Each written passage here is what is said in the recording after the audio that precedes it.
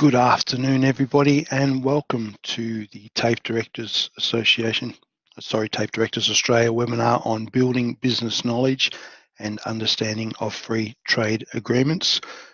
Your presenters today will be Bill Cole and John Barber. My name is Stephen Deere. I am going to moderate this. I'm from the Vet Development Centre. Now, we recommend that you use a headset to ensure you have the best sound quality, and you'll also need to be using either Google Chrome if you're using a PC or Safari if you're on a Mac. Now, today's session is being recorded, so don't worry if you miss anything. This will be recorded and the TDA will ensure that that recording is available.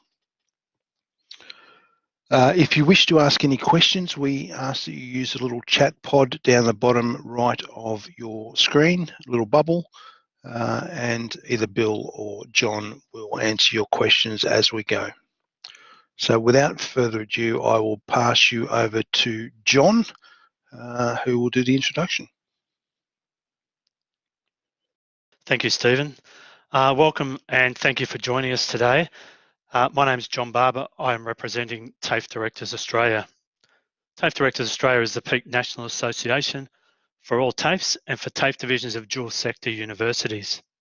It is Canberra-based at the CIT in Reid, which is a great locality for engaging with federal influencers and decision makers. Its primary objective is to promote and progress the role of TAFEs and vocational education in Australia and in Australia's international connections, especially in Asia.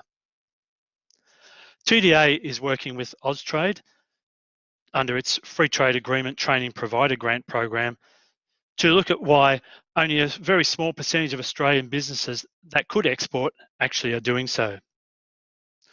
Broadly, there seems to be a general lack of knowledge, capability and confidence at play rather than a lack of capacity or interest to export amongst Australian businesses.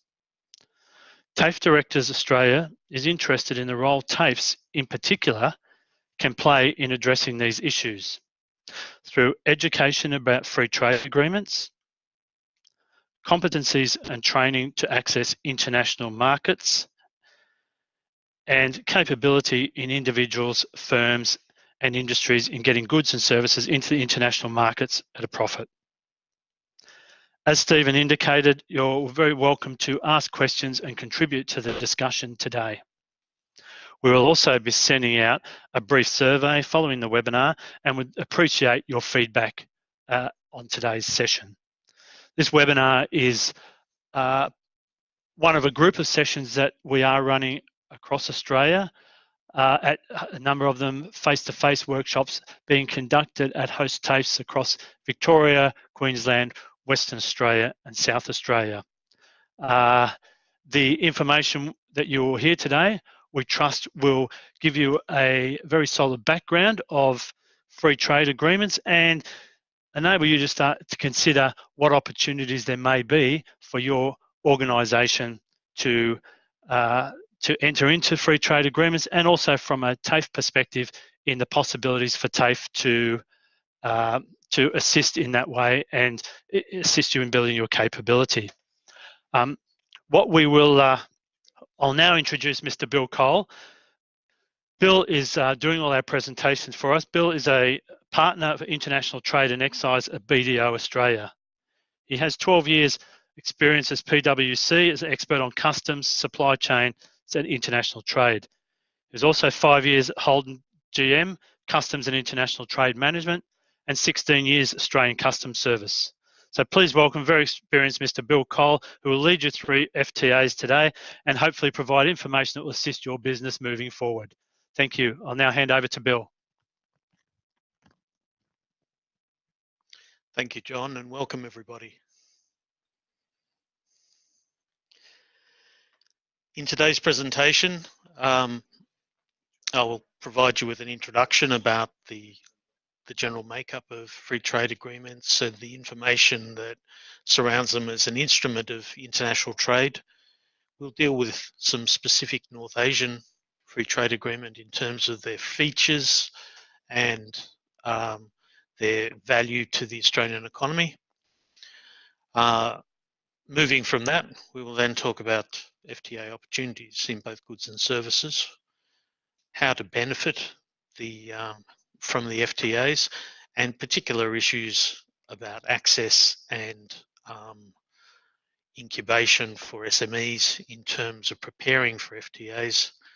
Finally, we'll deal with some specific support areas that are available for small and medium-sized enterprises in terms of trade generally and free trade agreements in particular.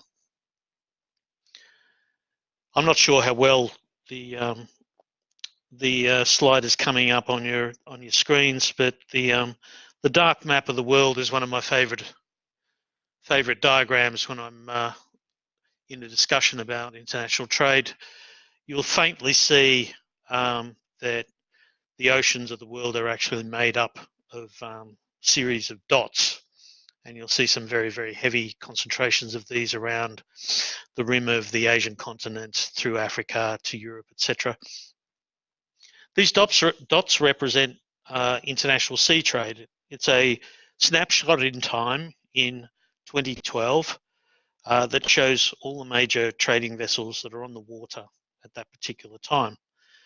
And in a larger representation, you'll realize very quickly that the volume and velocity of trade around the world is absolutely astonishing in its scale.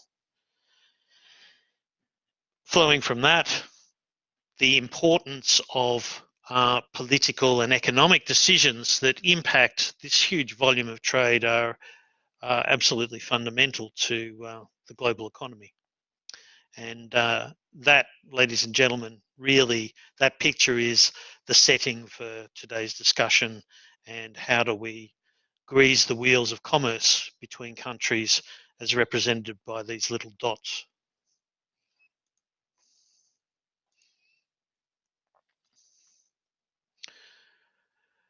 Before we get into the FTAs themselves, it's worth commenting, at least at a high level, about what international trade is. International trade is not customs, it's not shipping, it's a whole coming together of various factors in order to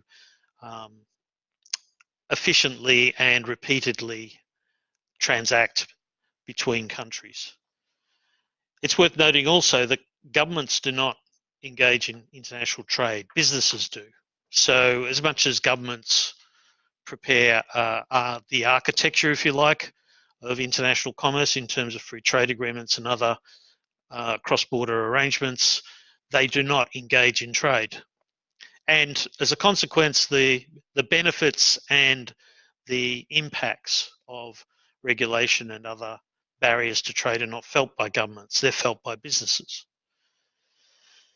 So if we break the international commerce down into ideas of efficiency and access, compliance, regulation, are common ideas. We're all aware of the fact that Australian Border Force in Australia monitors and controls the border for the movement of natural persons and goods, and that there are extensive laws that apply. Some newer concerns and considerations for business of the last 15, 20 years have been security issues. The 9/11 incident in New York, of course, sparked an array of controls around the movement of goods and persons between countries, which have also resulted in significant requirements for business. In addition to those ideas, the geopolitical concerns of recent times are also imposing costs and considerations on the decisions to trade and who to trade with. If we go back, if we think again about that slide where the heavy lines were emerging through the clustering of those cargo ship dots, they were in the South China Sea, they were through the Straits of Hormuz into the Suez Canal, they were in the Gulf, the Persian Gulf, all areas of sensitive political and and conflict-based concerns. Finally, in terms of bringing all of those things together from a commercial lens, the ability of supply chains to effectively move goods between 2 points and to do it in a way that is cost and time efficient is a significant point of consideration for businesses generally, but particularly for SMEs.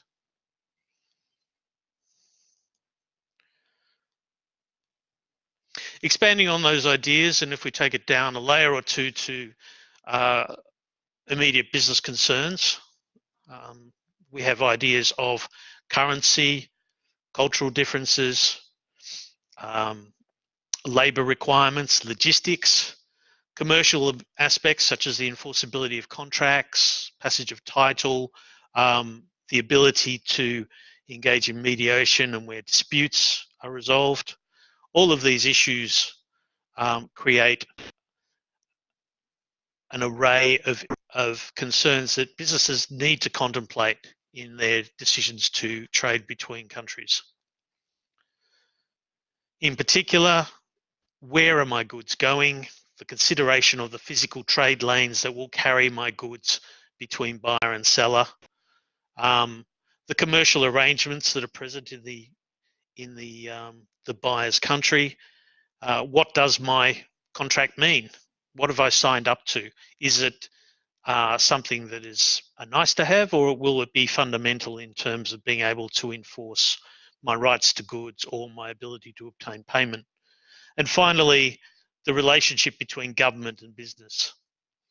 The ability to seek advice, the ability to understand with transparency what procedures will be undertaken at the point of entry of goods into a particular country, again, are fundamental to the business decisions around international trade.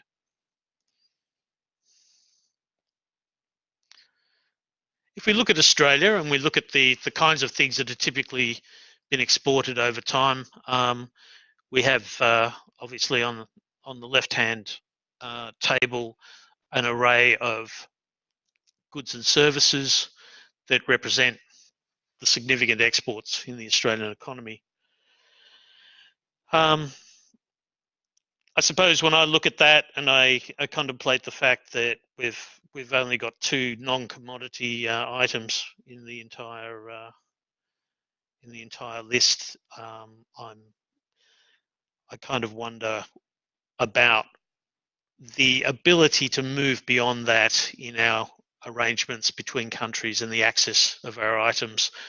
The fact is that we've been selling coal, iron ore, wheat, and similar items for a very long time, and they've been the backdrop of the Australian economy in terms of its outbound trade, and it remains a wonderful thing, and we should always keep it. But if we take away education and tourism on top of that, then really the avenues for our extremely well-educated population and our high-tech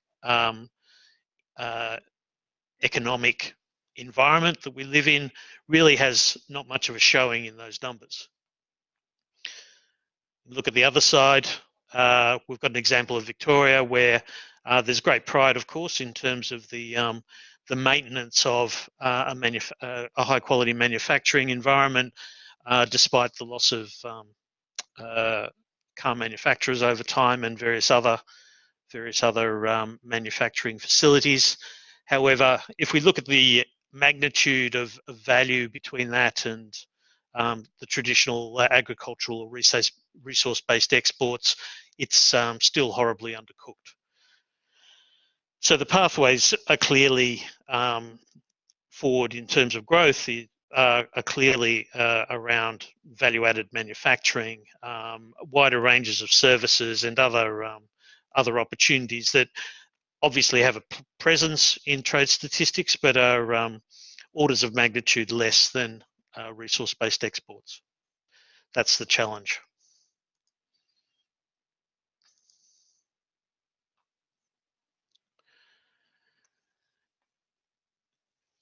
If we turn to the government's response to creating pathways or destinations for Australian production or extracted goods, we need to consider, in general terms at least, what the array of free trade agreements that have been put in place, what they actually are meant to do. So why is it, of course, that we seek to put in place free trade agreements? The first point of note is that they are specifically designed to facilitate stronger trade and commercial ties. So they're recognised globally as an instrument of dialogue and agreement between countries in order to bring two economies closer together.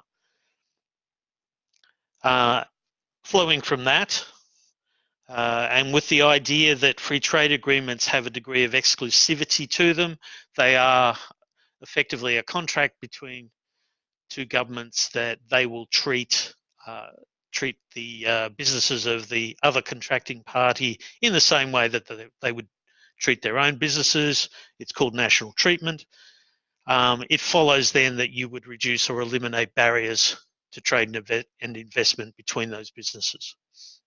And these are the elements that we see coming through in the free trade agreements generally, that you will have endeavours to reduce barriers to trading goods. You will always find, at least in the contemporary agreements, elements that seek to encourage and promote exchange of service in the service economy, and increasingly encouraging foreign direct investment and access to government procurement.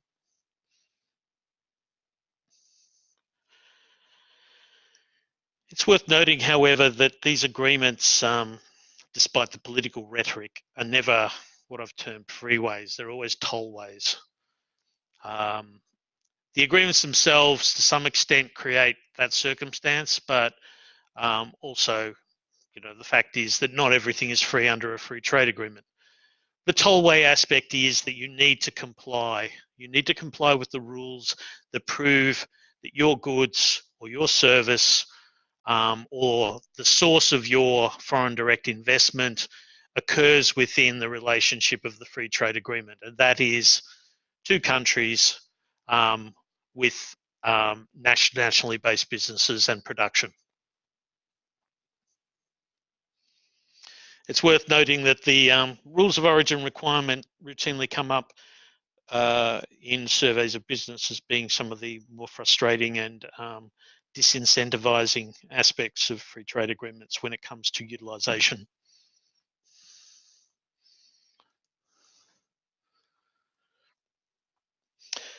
Moving away from Australia, what does the general pattern of free trade agreements look like? If we look at the world, and I've in this diagram, I'm really only displaying a couple of the larger multi-country agreements. You can see that there's some significant groupings of countries who have maintained trade-related arrangements for quite some time. NAFTA, we're all aware of. The fundamental economic grouping for North America, been around for, let me see, coming on 30 years now. It recently been renegotiated with under the Trump dialogue, but remains a fundamental integration of the USA, Canada, and Mexico. And it's interesting, the initial studies around the NAFTA agreement when it first came into play, came up with results such as it took 8% of value to comply with the agreement for a 5% benefit. So the initial groupings and requirements under the agreement were curious in that they didn't appear to give any net benefit. That's changed over time, but the compliance aspect that I was speaking of in the previous slide is significant in that agreement. Moving to the right, obviously the EU is probably one of the flag-bearing examples of customs union, free trade agreement, moving to economic union. So the EU, of course, is all of the things we've spoken about, but it's actually more. Certainly in terms of continental Europe, it's gone past the idea of trade-related relationships to more deeply integrated economic circumstances. To the south in Africa, the Common Market of East and Southern Africa, COMSA, is a fundamental economic bloc in that continent and is responsible for most of the resources and food that sustains the populations in those countries. It's those that trading bloc that really circulates significant amounts of wherewithal for the populations in all of the countries of Africa. The final example, ASEAN, the Association of Southeast Asian Nations, Free Trade Agreement. Again, one of reasonably long standing. More recently, of course, the Australia and New Zealand ASEAN agreement incorporated Australia and New Zealand into that grouping. Up until last week, it was the significant Asia-Pacific multilateral agreement. We now, of course, have the current version of the TransPacific Partnership, which will certainly swamp ASEAN in terms of size and velocity of trade, but ASEAN remains a highly significant political and economic grouping.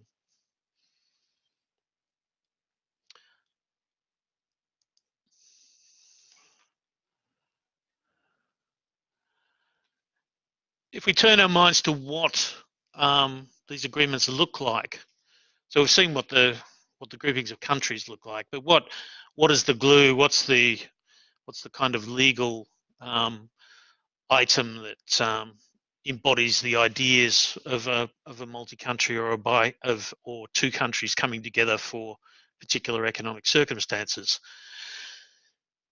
And simplistically, after the statements of intention, which always occur in these agreements, the remainder of the agreements really is a compilation of the rules and regulations that are required to govern the operation of the trade agreement. Remember, these aren't in principle arrangements. These need to be operational, trade mechanical instruments that businesses can use in their dealings with borders of other countries in order to obtain advantageous entry into markets. Typically, they're divided into chapters. The chapters will deal with different areas of trade. There'll be agriculture within goods. There'll be usually chapters on what I'll call excisable goods, alcohol, tobacco, petroleum products, things like that. There'll always be trade in services sections and investment. Intellectual property and e-commerce typically are items that appear in the more contemporary agreements to in part recognise the growing importance of these items in terms of international trade. I note with interest and with pleasure that the most recent agreements also have started to talk about SMEs, small to medium-sized enterprises, and have reserved areas in the agreements in order for the promotion of free trade agreements to occur at official levels for these kinds of businesses, to incorporate the lower end of companies into the action of international trade. The final, and probably from my experience in terms of consulting, some of the most important provisions are typically the aspects of the trade agreements that deal with the administration of the agreement.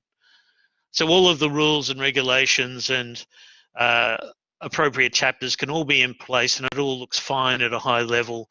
When it comes down to a container of goods sitting on a wharf and paperwork or electronic communications going to a customs authority for approval, how that works is as important as anything that is said in the free trade agreement itself about concessions.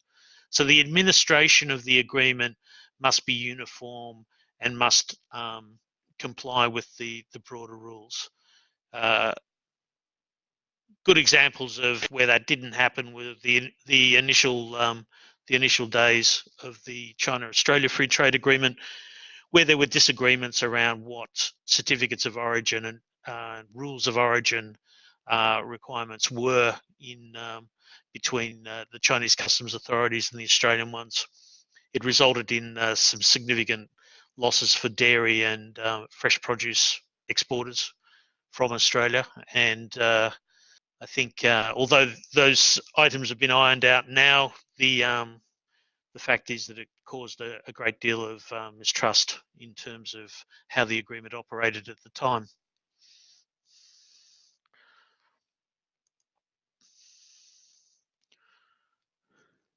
So we know the broad, or we've had examples of the broad application of the ideas of FTAs in the global setting. We understand that the agreements themselves seek to do certain things and are made up in particular ways.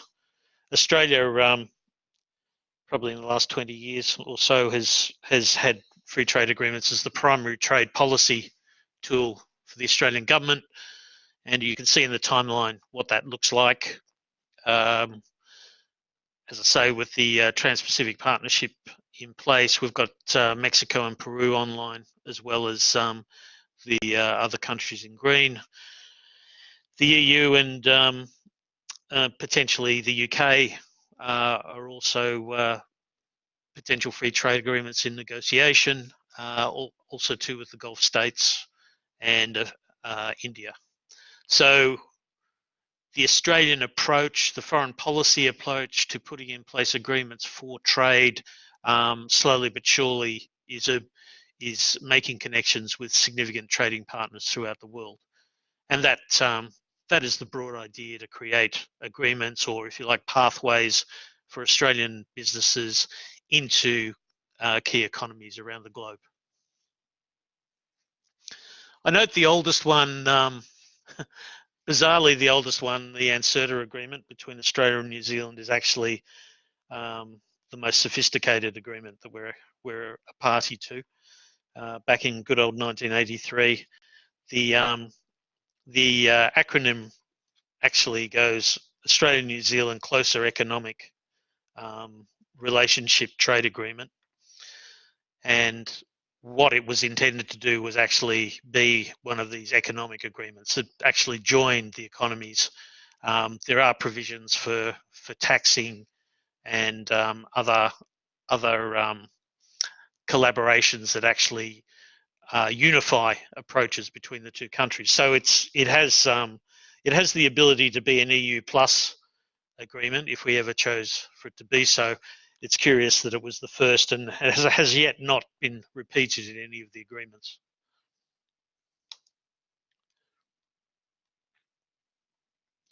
Turning to the Trans-Pacific Partnership, I unfortunately haven't updated it since last week when it was finally got through Parliament. But you'll note a couple of things. You'll note that most of the countries that we have on the list of the TPP are actually countries that we already have agreements with on a bilateral or other joint agreement basis. The new countries, in terms of what I'll call modern agreements, are really Canada, Mexico, and Peru. Canada has had a trading arrangement with Australia going back to Commonwealth days. I think it was 1927. The CAFTA Agreement gave Canada a 50% reduction in duties, normal duties, but nothing really has been done since. If we look at the trade figures for Canada, it's a modern economy who we do very little with, something like $4 billion in trade. I would expect that under the Trans-Pacific Partnership there will be significant opportunities for Australian businesses emerging from that market. In particular, Mexico, as we go down the ladder, again has very little trade with Australia. It's traditionally had very high barriers to agricultural importations, which have somewhat been dealt with under this agreement. It does have a middle class. It does have highly industrialized areas cogent with the US border. So there are definitely opportunities there, but not to the extent of Canada. And finally, with Peru, another interesting country. Obviously, we have an existing agreement with Chile. Adding Peru to it, I was racking my brains about the real economic benefits of that kind of arrangement with a country like Peru. But if we think about some of the emerging technologies in Australia around agriculture and water resources, energy, I think the arrangements with Peru can be very, very interesting as a destination of our service and intellectual property. We shall see.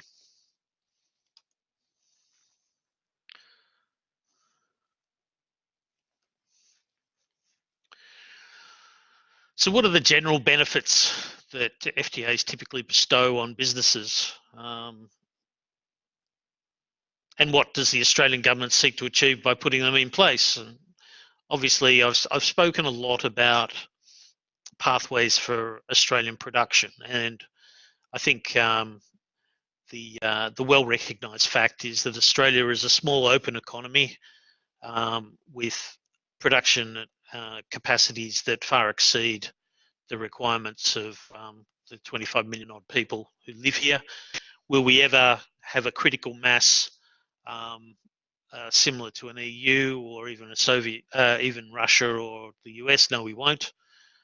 Having said that, to sustain a first world economy and standard of living, we need to earn money at a pretty rapid rate. And to do that, we need to sell quality goods into markets that are willing to pay for it. So the broad idea of creating linkages with key markets is clearly an economic imperative for Australia. So that's the outbound side of it. Obviously, as an open economy, it's not all exports. It's actually more imports by a small margin, and the ability of Australian consumers to access first best quality goods at the best price is again one of the pillars of supporting the lifestyle that Australians are used to.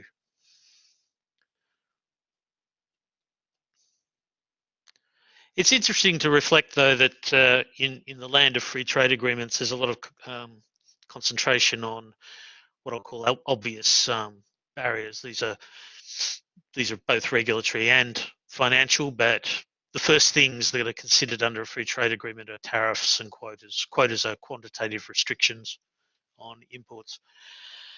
And I think the fact is that in a lot of the countries that we're really interested in terms of export destinations, tariffs and quotas are on the way out.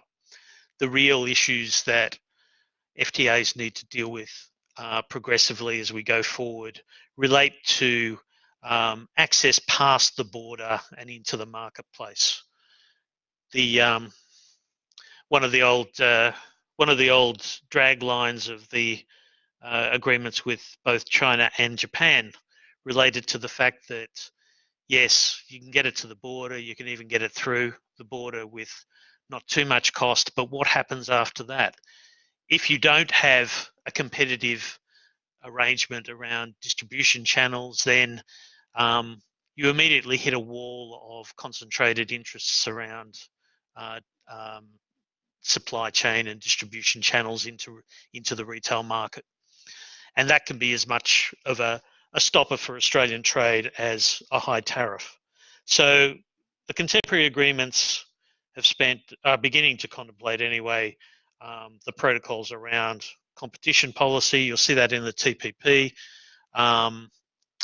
transfer price, and intellectual property rights, etc. All the kinds of things that would make the selling environment in a foreign country more accessible to Australian business. And the importance of it is this, that The fact is that for many years, Australian trade has really been conducted at what's called free on board level, FOB. We'll get it to the ship, and you take over from their buyer in a foreign country. The fact remains that the further up the supply chain, or further down the supply chain, an Australian business is able to trade, the more margin it can capture. There's plenty of examples of foreign buying houses going to the farm gate, buying lambs, and basically sending packaging, sending it up their own supply chains through their own distribution chains in a foreign market to the consumer. Now, the impact of that is that yes, Australian goods are exported, and that's wonderful. But is there control on price? Is there control on brand? Is there control on representations about clean green, etc., etc.? No, there aren't. You lose control, and in losing control, businesses lose profit. So the behind the border stuff is very, very important for the progression of these agreements into, if you like, proper commercial environments for Australian firms.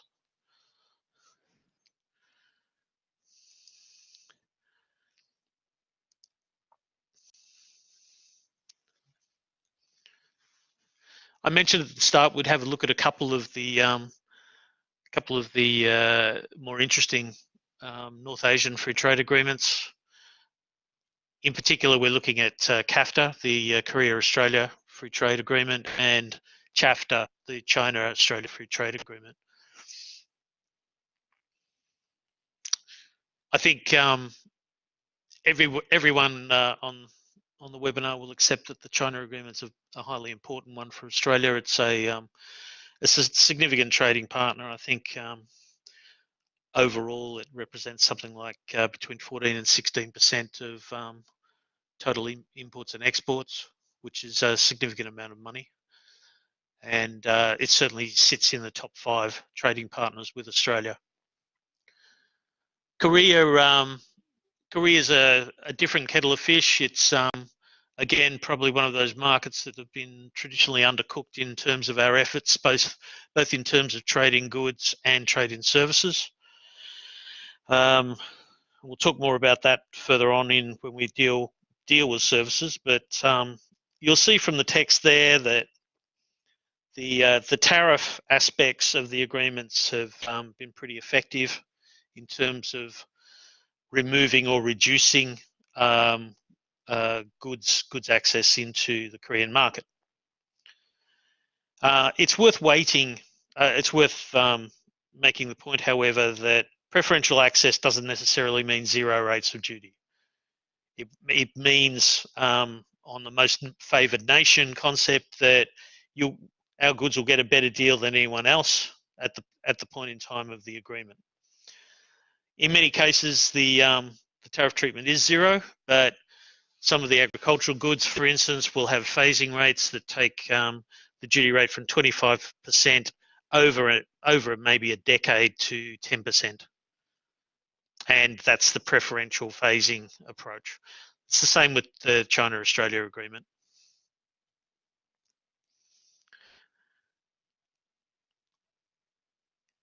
To finish off on the overview of those agreements, I think both of them are really interesting in terms of the development of strategies around service-based economies and service firms. It's firstly the market access, but secondly the commercial rights that come with that in those foreign countries. And what I'm talking about is not the tourism education thing. I'm talking about the ability of an Australian business to set up in a foreign country, Korea or China in these instances, and conduct service-based economic activity. To do that is a significant step forward over the last 10 to 15 years of agreements. The idea of service liberalisation has always been front and centre in terms of trade policy, but the other regulations, the stuff that mean that you have to have a 51% local local shareholder in your business, the ability to repatriate funds that you've retained as profits. All of those things have been a real disincentive so once you get past, the primary idea of, yes, you can trade in services here, but if you can't set up the business in a viable way, of course you can't do that. These agreements go a long way to fixing those problems. Drilling down again to the China-Australia Free Trade Agreement benefits, it's got some really, really interesting stuff, and some of it's very, very challenging for the Australian government at the moment. Top left-hand corner, labour mobility. And I observe with interest that official accounts of the agreements always put the Australian perspective. Australian firms will face reduced barriers to labour mobility. The implication being, well, it's easier for Australians to go and work in China, and that's true. The bit that's not emphasised is, of course, that the same is true the other way. Chinese temporary work visa holders will also have that facilitation. And we saw in the last days of the passage of the TransPacific Partnership agreement, Labor Party was getting a lot of noise from the union movement about what that could potentially mean in terms of Australian jobs. Transparency. One of the great bugbears of the arrangements with China have traditionally been that you didn't know what would happen day to day, port to port, in terms of treatment by customs and other border agencies going into China, in and out of China. The idea of transparency is a welcome one, along with some other international agreements that have come to the fore, such as the Trade Facilitation Agreement. The Chinese government has decided to put in place transparent and regular opportunities for businesses to get formal rulings about the treatment of their goods. So this is really around certainty. Business, of course, if it's one thing it hates more than tax, it's uncertainty in terms of making business decisions, and this goes a long way to of removing that risk in terms of international transactions. And that transparency translates into the bottom left-hand corner point of customs formalities. Finally, import costs. We've already spoken, I suppose, at length about the reduction in the duty treatment and excise treatment of trading goods. So clearly there's a direct financial benefit as well as these other issues.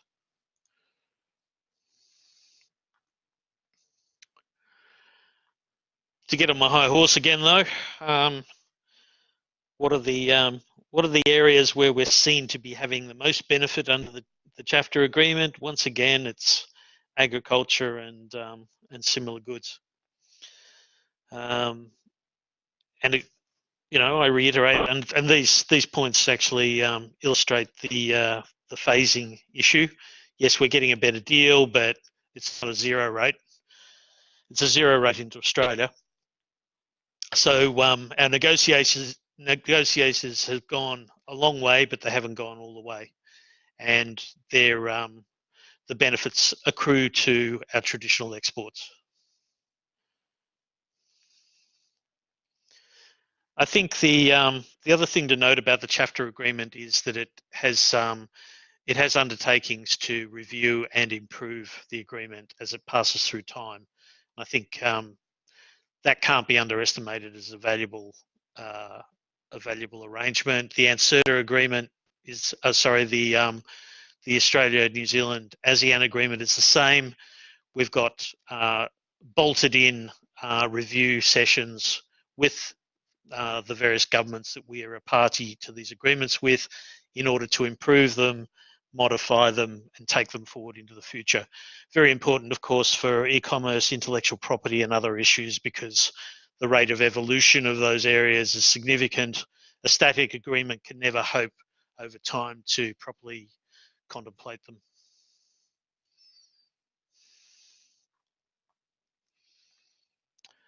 I think if you have a look at the slide, you'll see some themes emerging. Obviously, tourism and education. Nobody on this webinar would be unaware of the importance and impact of Chinese students in terms of the education sector.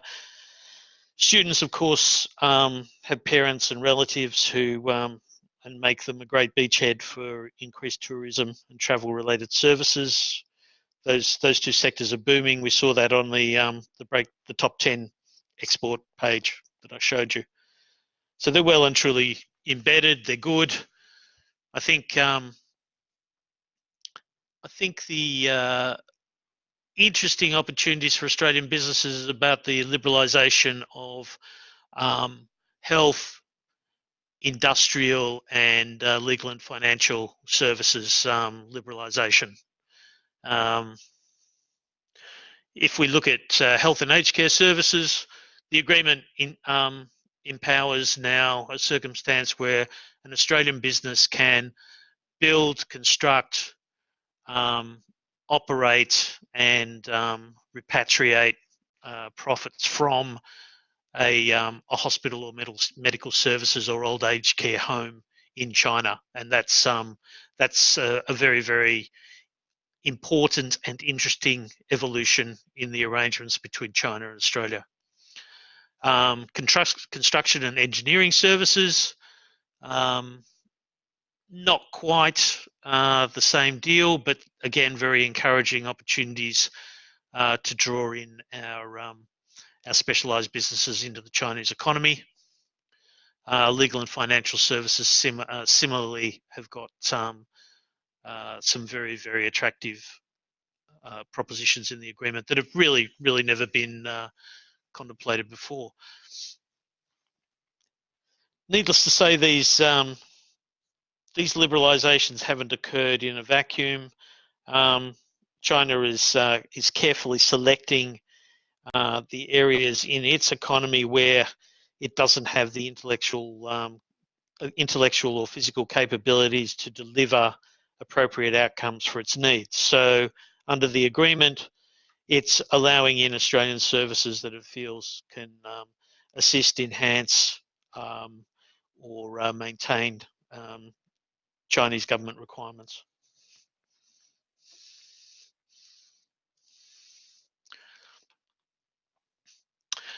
If we turn our focus to the Korean agreement,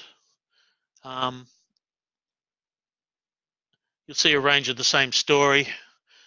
The world does love our beef. The world does love our seafood.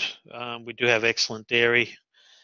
I suppose taking into account my gripes earlier on in the webinar, the ability to, I suppose, maximise the value of the beef, maximise the value of the dairy and the seafood, etc., is the real goal in the agricultural sector now.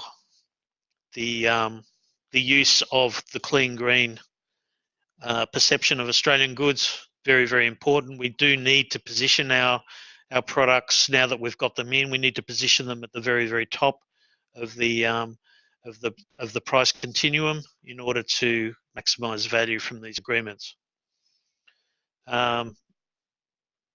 Resource energy and manufacturing, obviously we've got LNG going north in huge quantities, but pharmaceuticals is an interesting one, an interesting opportunity going forward.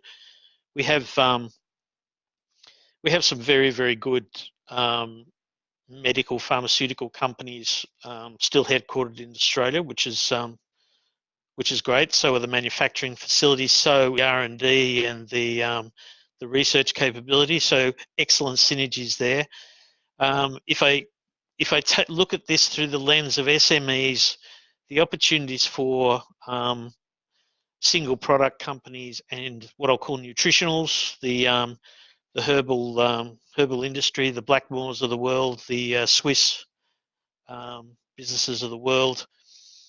These agreements now I suppose, find pathways for health-related products of that nature. And it's an area that actually favours SMEs in terms of not requiring huge industrial infrastructure to maintain or produce the goods for export.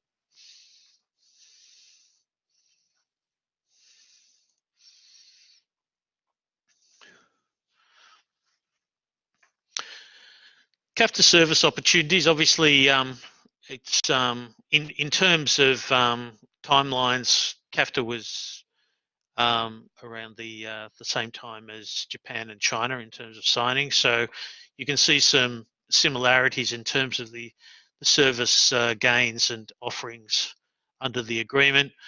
One of the interesting one for me is film and television services, which is unusual but interesting in terms of there being opportunities for effectively what I'll call artistic-technical exchange in this area, and it's an interesting recognition by Korea of Australia's capabilities in that area. I haven't been able to dig into the background or the genesis of those provisions, but again, something that would naturally favour small digital services firms, particularly with imaging and animation, etc., etc.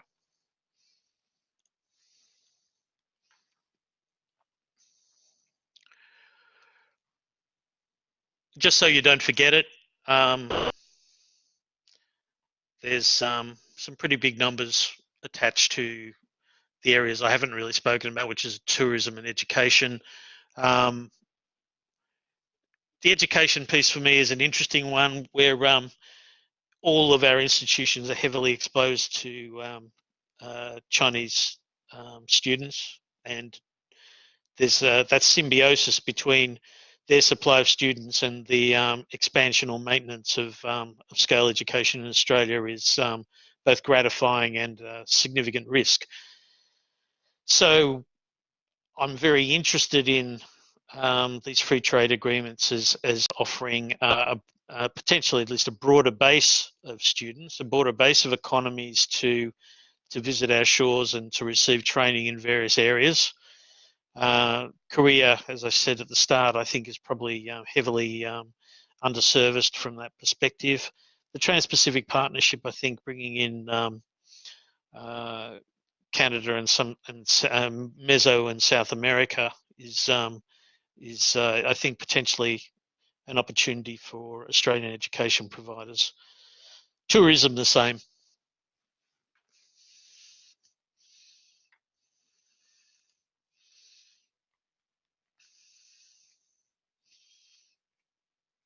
If we look at Japan as another North Asian example, I don't know the exact figures, but I think in terms of education services, Japan again is very, very highly underserviced in terms of Australia as a destination.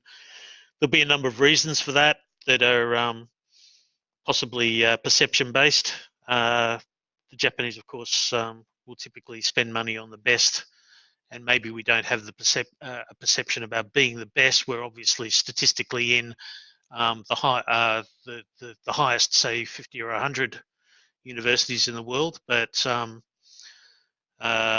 comparatively, possibly the marketing hasn't been as effective. I think Japan, again, is a rightful destination for a lot of our efforts in terms of expanding the educational sector.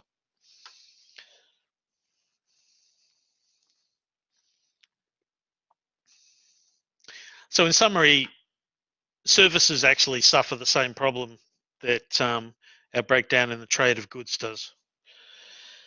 And that is that we've got it heavily weighted around tourism, education, and all these other categories are important, recognised, but underdeveloped. So it really brings about some interesting trade policy and, I suppose, composition of economy questions.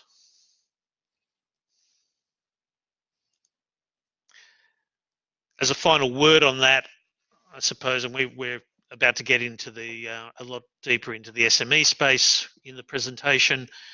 It probably will be the preserve of small and medium-sized enterprises to take forward, certainly in the service sector, expansion of those other areas of services, professional services, accounting, engineering, etc. And they're very, very well placed to do it. I think if I think of what SMEs can easily access in terms of benefits under free trade agreements, the provision of services is probably up there as one of the more accessible areas of expansion. And I don't necessarily mean foreign direct investment in a foreign country. Services, of course, is a continuum, but to have involvement in these agreements from that perspective, I think is an interesting opportunity for businesses of this scale.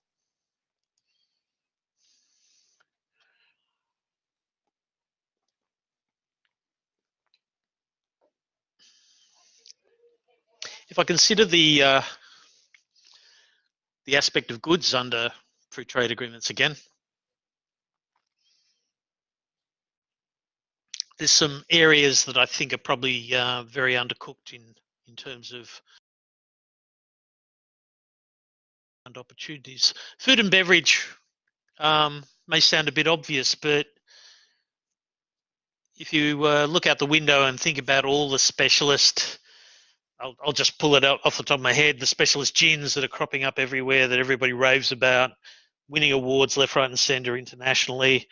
The unusual takes on traditional European varieties of food that Australia delights in making more exotic or tastier. I think Australia is a natural incubator for new opportunities in the food and beverage space. In terms of agribusinesses, what I see happening myself, I've got some engagement with a number of SME agribusinesses at the moment, is that when we go down from the level of the big genetic grain producers and others of that type, you see magnificent things happening in terms of agricultural services and horticultural production, in terms of maximizing outputs, minimizing maintenance and care, management of agribusinesses. All of those areas are blossoming at the SME level, and I think once again that layer of business has some excellent opportunities in terms of occupying spaces that the large players don't, because they really don't need to. They don't actually engage with agriculture at that level. Biotechnology, I think, again, everybody on the webinar would be aware of the huge strides that have gone ahead in Australia around those areas. Once again, mostly in the hands of businesses that haven't been IPO'd. They're private investors. They're typically bought out by very, very large international companies, but the feed lines from the universities into these industries are very, very strong now, and I think without too much tweaking, they can be turned into domestic production with export focus. Finally, resources and energy. When we were discussing the TransPacific Partnership and the potential opportunities that Peru and Mexico might offer the Australian economy, I mentioned I thought water, energy, and resource management would be obvious areas where they could come forward. The 15 years or so of agony over carbon price and renewable energies in Australia has spawned a whole range of innovative businesses, again, mainly at SME level, who are creating great batteries, who are coming up with magnificent monitoring devices, who are proving themselves to be world's best practice in terms of managing water and power.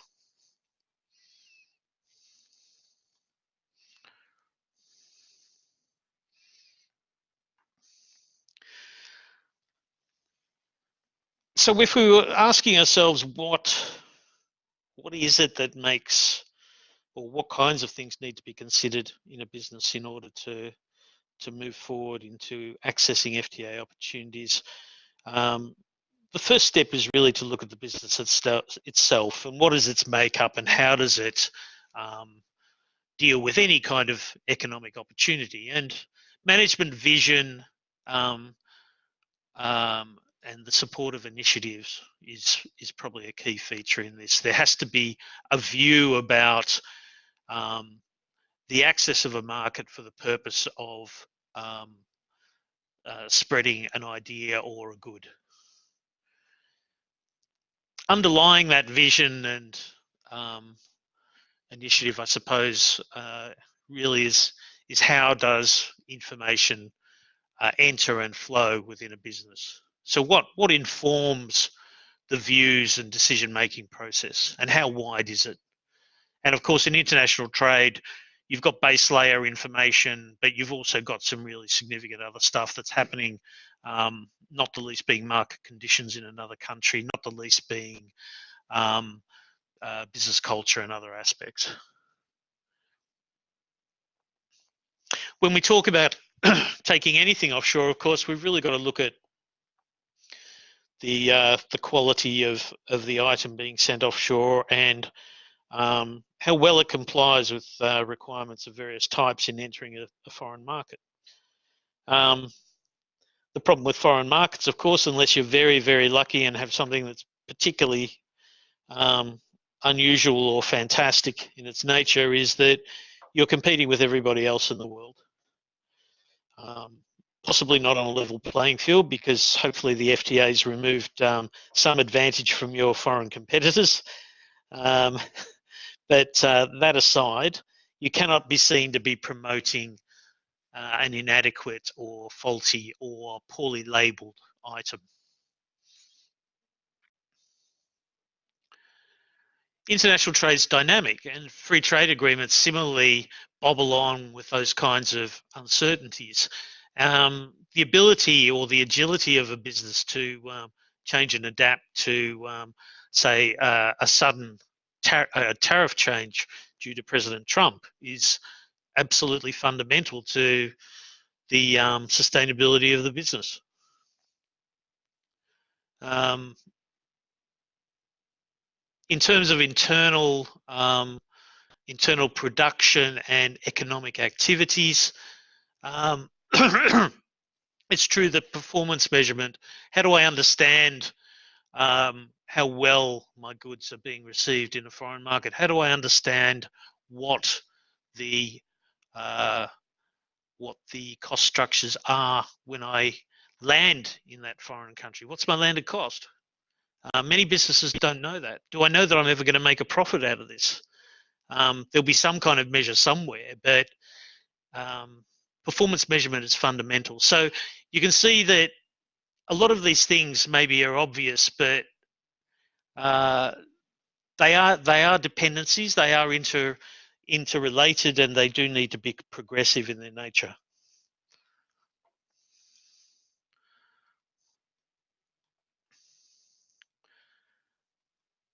What I've got put in front of you now really are some basic ideas about the kinds of things that can go wrong. Well, not go wrong, but because quite frankly, a lot of international trade doesn't go wrong. It just is suboptimal. And I think it's true to say that the real point of this set of slides is really to say, well, in order to be something other than just surviving, you need to do more. The first scenario, of course, is a case of a major mishap, really, because the goods are being represented as something that they're not.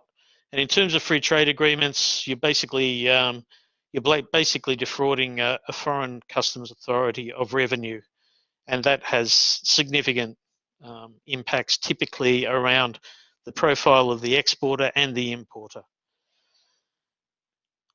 So in many ways, it's far worse to say something that's wrong than not to claim benefits at all.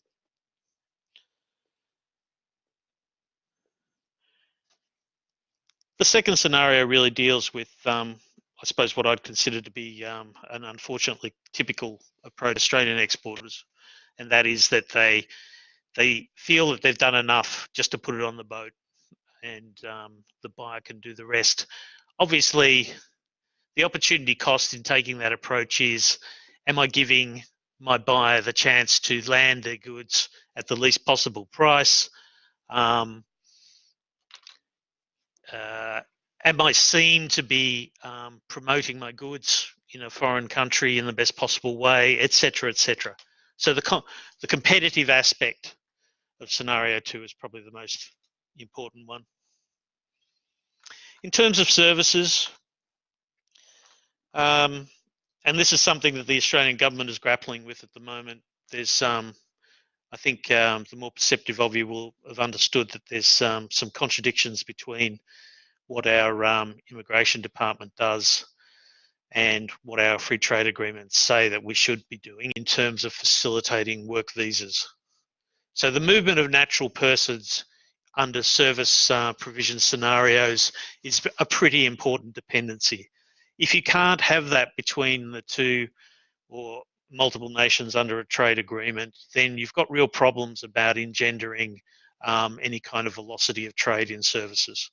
Because quite frankly, a lot of those new initiatives under CAFTA and CAFTA in particular, but CAFTA as well, really rely on the ability of a lawyer, an engineer, a healthcare professional to actually cross a border and do something of an economic nature in a foreign country.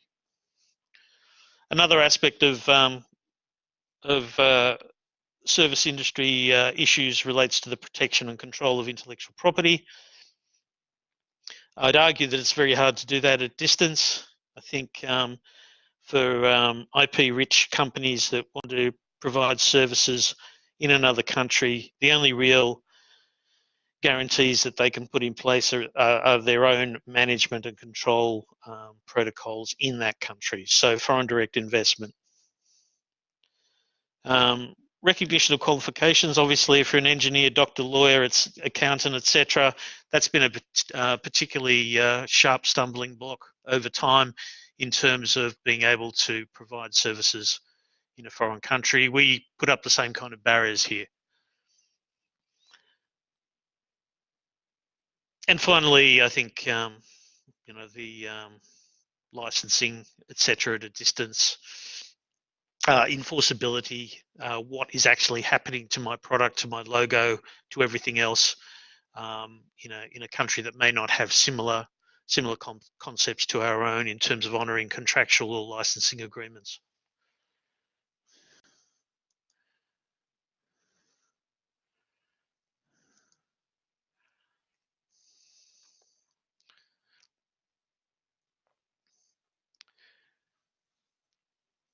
So for goods under free trade agreements, a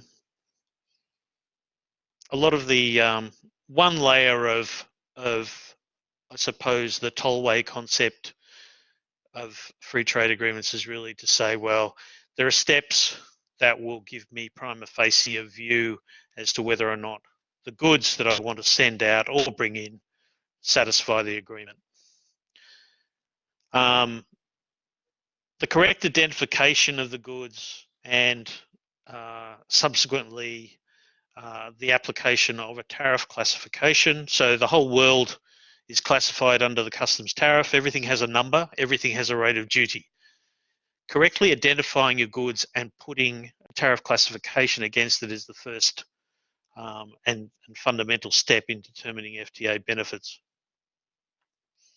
Because the FTA actually references the tariff, and it references in terms of what kind of reductions in duty will be applicable, whether or not there are any tariff reductions to the goods,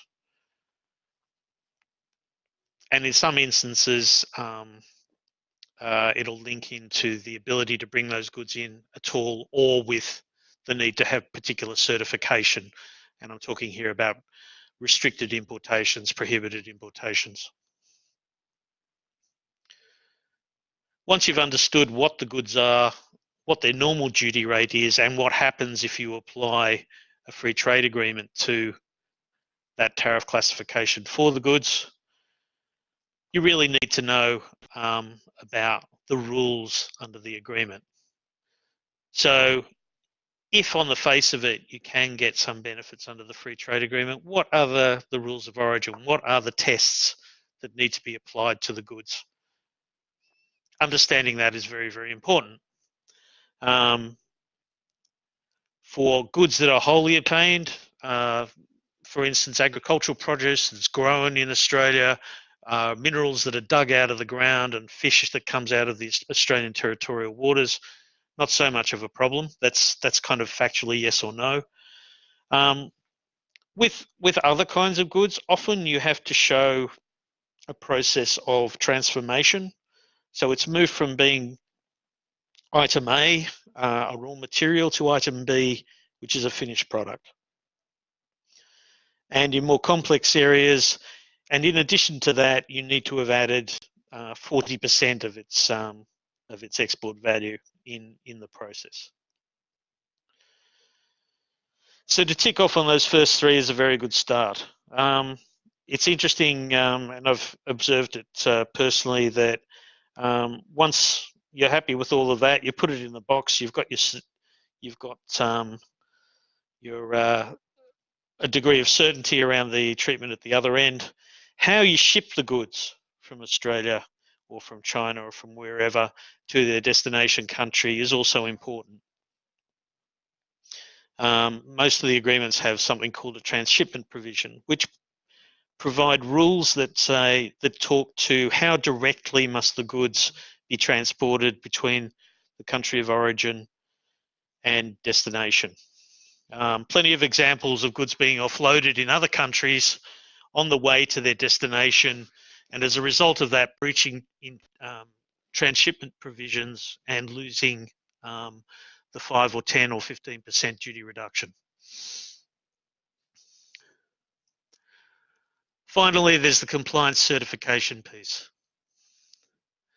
When the goods are shipped, hopefully prior to export, a certificate of origin will be applied for that agrees with everything you've done in terms of your due diligence, and that'll go with the goods to be used by the customs authorities at the other end. Behind that certification, there needs to be commercial records that support the test that you put against the goods. So if it had to be transformed, what have you done in order to determine that it has been transformed? If it needed a certain value content in Australia, how have you been able to substantiate that? And there are rules around things. So that's the broad goods concept.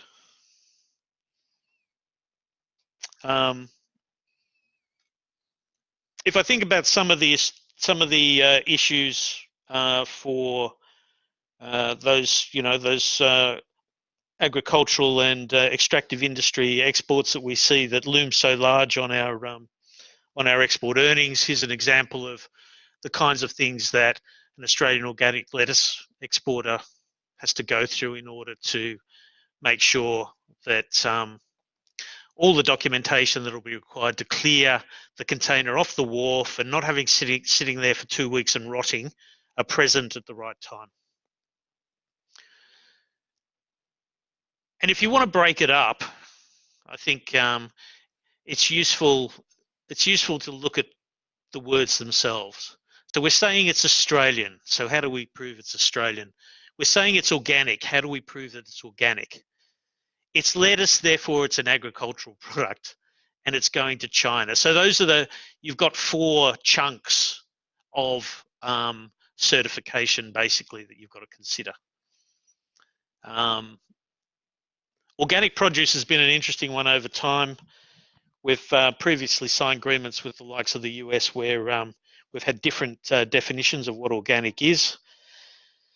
Significantly, of course, those kinds of disputes are very, very damaging for Australian produce, not just from the point of view of, okay, I can't call it organic, I have to label it something else, but if you produce something under organic circumstances in Australia, you've naturally incurred costs and difficulties that are absent in non-organic production techniques. So you've got a high cost base. You've created an organic product in the expectation that you'll be able to charge a premium price in a foreign market, but all of a sudden you've found out that your definition, possibly even the European definition that you're using or some other trade block use, is not applicable, and therefore you can't call it organic. So what happens to, your price, especially where you've contracted on the basis that you're providing an organic good? It happened famously with some cheese into the US that I had some dealings with a long time ago, and it created an uproar with some of the craft cheese producers at the time.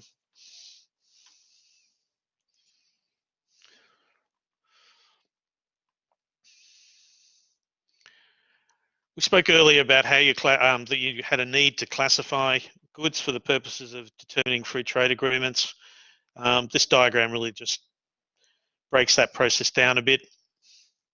Identification, you do need to understand what you've got, and it's worth noting that in broad terms, tariff refers to materials or it refers to function.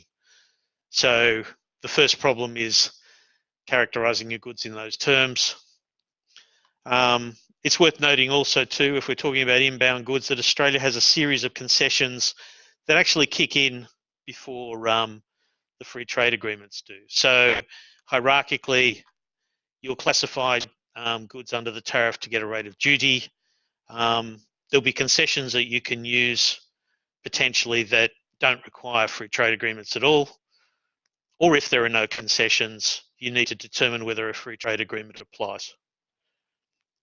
So the classification process is fundamental to a number of these things that are used in reporting, to reporting your duty and GST liability for imported goods into Australia.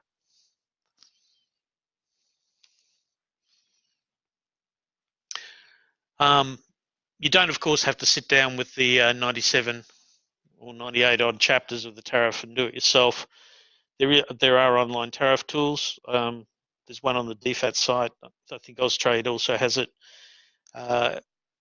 Helpful in terms of a high-level assessment of what your goods are. I'm cautious about recommending it as your only recourse to determining how your goods sit within a free trade agreement protocol, because quite frankly it cannot perform. The technology is not yet at the level where it can perform as well as a trained eye can, a trained interpreter can, but it's a good starting point.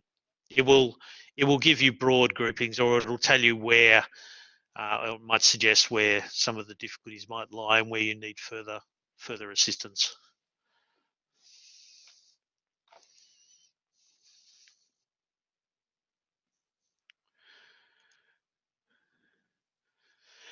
So I've spoken a lot at a high level, and I think the fact is that the issues with SMEs accessing international trade opportunities is that the high level stuff does affect them, but there are also a set of particular issues at a lower level that also need to be contemplated and managed around.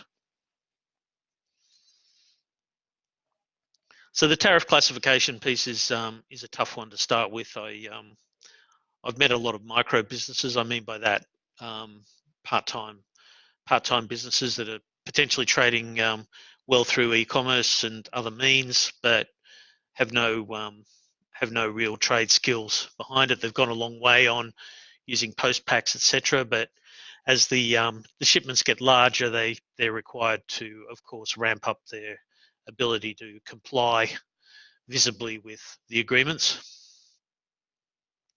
the tariff side of things is significant. Now, obviously, there are service providers, but it can't be the be-all and end-all, because once again, it's an unfortunate outcome to put yourself in the control of others.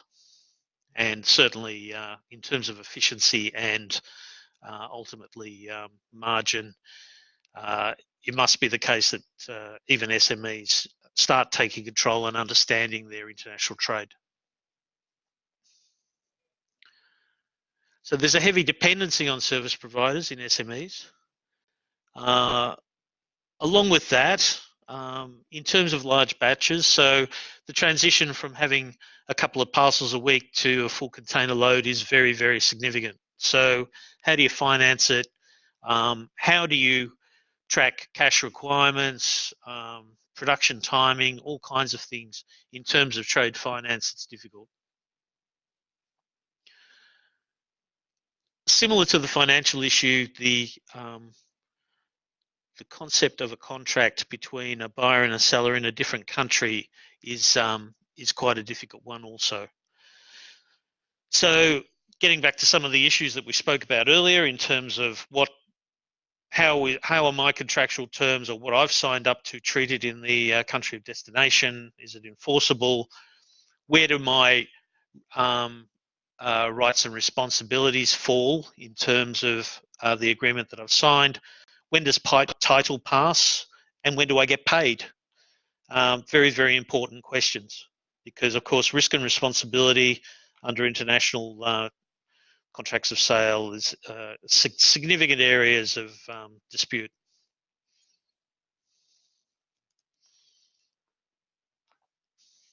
But there are things, of course, that can be done, and I think really the pointy bit of the presentation is about saying that this, as well as everything that has gone before, there are certainly things that businesses can do to prepare for accessing international trade and using free trade agreement benefits.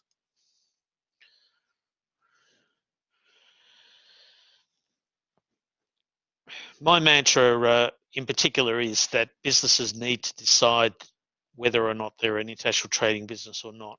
There are plenty of examples in the past where businesses have decided to offload excess stock and other things into external markets, and I don't know, maybe get back material cost or something like that. I don't actually think that they qualify as international trading businesses for doing that. The key decision really is to say, I'm going to send this offshore because I think it's got a really good future. There are destination markets that will appreciate it. There is scale or profitability that I can access as a business that are not available to me in Australia. It's a very, very important logic string that businesses must consider, because everything else flows from that.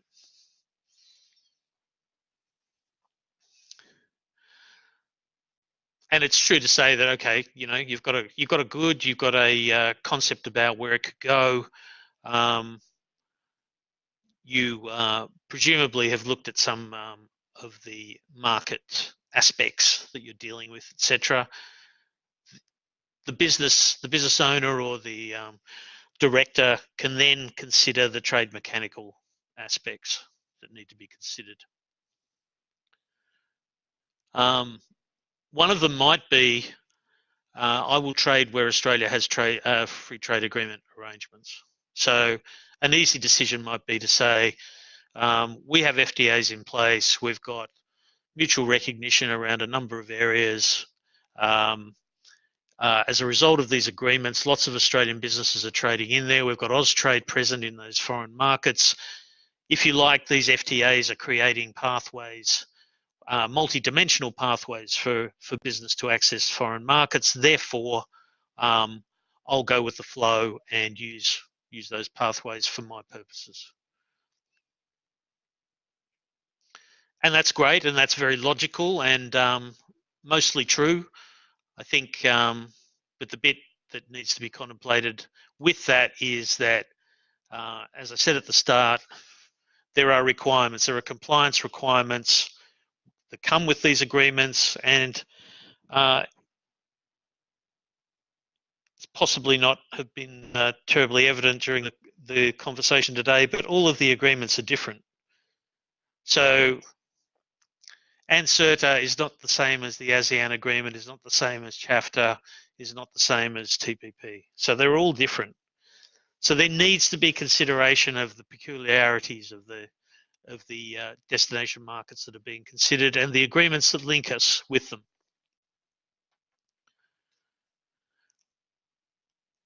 Becoming more granular, what kinds of tariffs, can we do that testing that was conducted on the earlier slides about the eligibility of my goods under free trade agreements? Take that as far as you can. And, on a good day, there'll be groupings of goods that, or classes of goods that yours fall into where you don't have to go to huge extent to get at least a strategic feel about how the FTAs apply. Finally, of course, the rules of origin, the next step being the rules of origin. What do I have to prove in order to claim free trade agreement status? If it's a lettuce, can I prove that it was grown in Australia? If it's a transformed industrial item, can I show that it's actually changed from X product to Y product? And so it goes. Who am I going to use to take the goods to their destination? Obviously, I don't, most businesses don't own ships or aircrafts, and most businesses don't have experience in dealing with foreign customs regimes. So who is going to be my proxy in these activities? Finally, but probably most importantly, my international contractual terms. What do I want to do? What risks do I want to take on? What are my terms and conditions? If I can't make those terms and conditions, what ones will I reasonably accept and what won't I accept?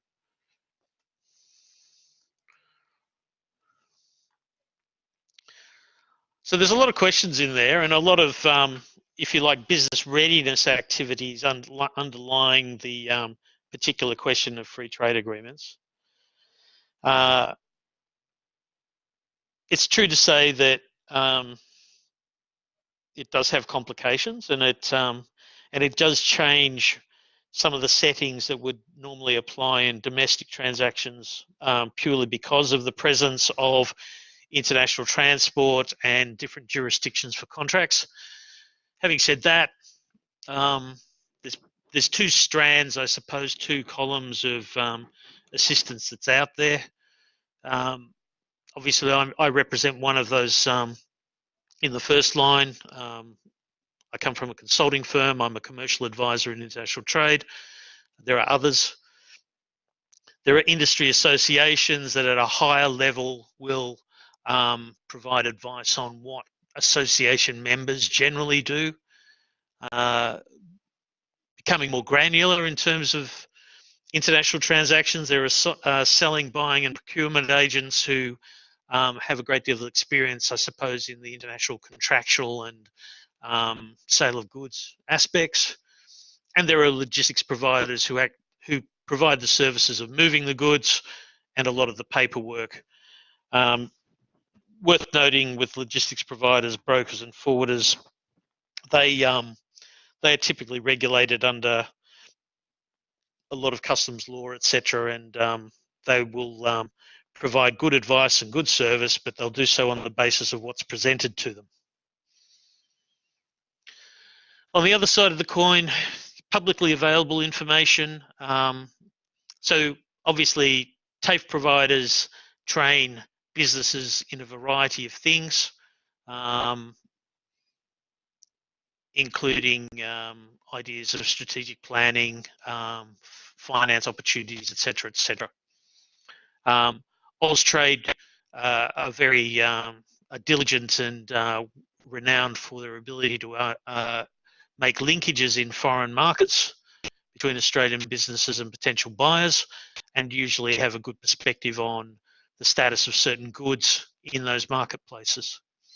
And at the top of the pinnacle, obviously, is Department of Foreign Affairs and Trade, who are the architects. They're the authors of these agreements, and typically take on the role of seeking to legally enforce the agreements. They're the ones you go to when you've got a real problem with a customs service or market treatment in a foreign country.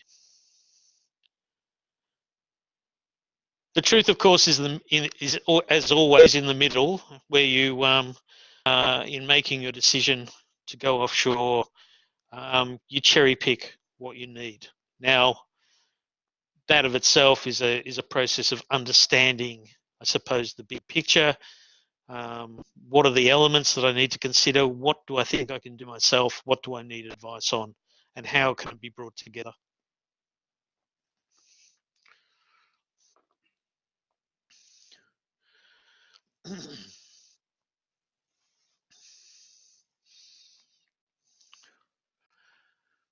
So a simple framework,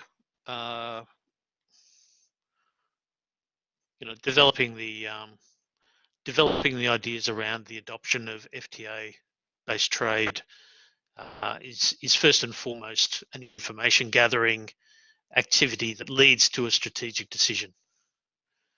In terms of implementation, compliance is a significant, an overarching issue in terms of free trade agreements, because they are compliance agreements. You need to comply with the rules. And in that, businesses do need to make a choice about, as I said earlier, what are the things that the business owners or operators will take carriage of, and what will they give to someone else. But regardless of whether you've gone fully in-house, you're cherry picking, or you've totally outsourced, there needs to be a management process around this stuff, because your economic success in part depends on you getting it right and everybody doing their performing their role adequately. In terms of maintenance, I said earlier that international trade's dynamic. I think it's probably one of the truest things I've ever said in my life, because over the entire span of my career, it has changed constantly. It will continue to do so.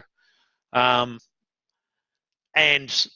along with that, the economic and other benefits flowing from trade will shift.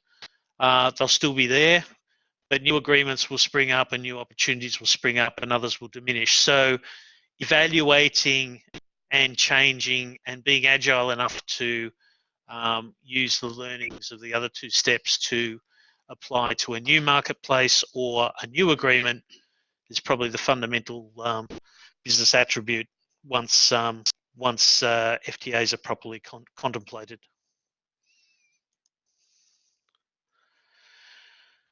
So you've been very quiet and attentive. I thank you for that. I'll hand it over to John.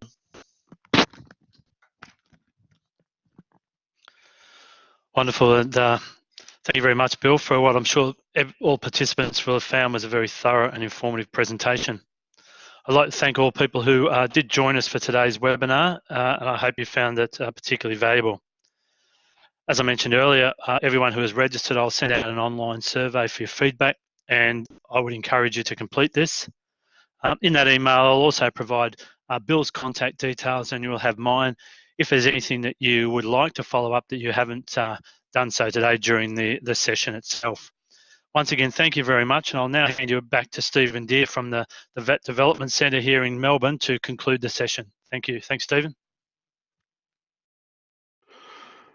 Thank you very much, John, and thanks, Bill. That was some wonderful information.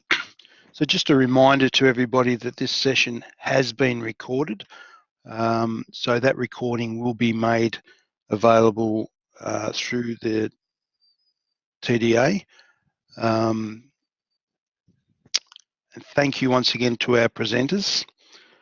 And if there are no further questions, Stephen, I might just come in there. We have had one question come in, but basically please confirm if we will have a copy of the slides. You might just wish to confirm, Stephen, that will be in the recording? Yes, the presentation will show up in the recording, so everybody that wishes will get a copy of the recording, and that'll come through shortly, and those slides are built into that recording. We don't normally send out a copy of the slides as a presentation itself, but certainly that'll be available in the recording. Thank you.